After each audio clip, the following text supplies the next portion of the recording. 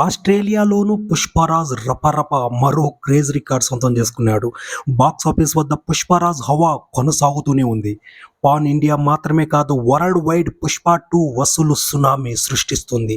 ఇప్పటికే హిందీలో all time records వసూళ్లతో దూసుకెళ్తున్న Pushparaj ఏకంగా ఆస్ట్రేలియాలో కలెక్షన్ల వర్షం కురిపించాడు. దాదాపు $4 మిలియన్ వసూలు రాబట్టినట్లు పుష్ప టీం పోస్టర్ను షేర్ చేసింది.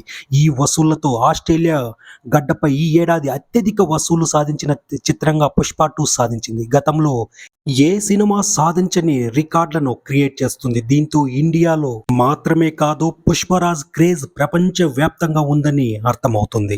ఈ వసూళ్లు చూస్తుంటే ఈ సినిమాలో పుష్ప అంటే నేషనల్ అనుకుంటావా, ఇంటర్నేషనల్ అనే డైలాగును మరిపిస్తుంది.